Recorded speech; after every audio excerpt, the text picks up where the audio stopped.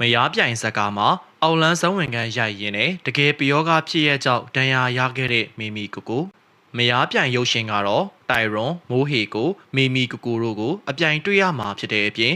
အောက်လန်းတွေနဲ့မမြင်ကွယ်ရာဖြစ်ရဲ့များစွာကိုရိုက်ကူးတင်ဆက်တာပါ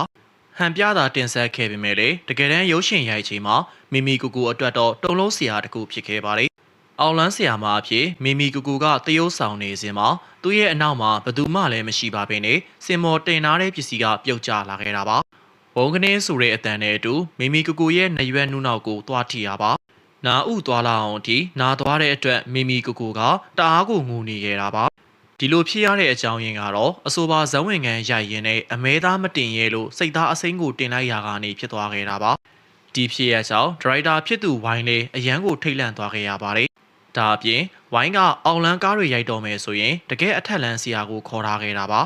သူကလည်းပဲဒီဖြစ်ရက်ကပုံမှန်မဟုတ်ပဲအမားလုံးပြီးလို့မကျင်တဲ့ကြောင်းပြတာဖြစ်နိုင်တယ်လို့ဆိုနေကြတာပါ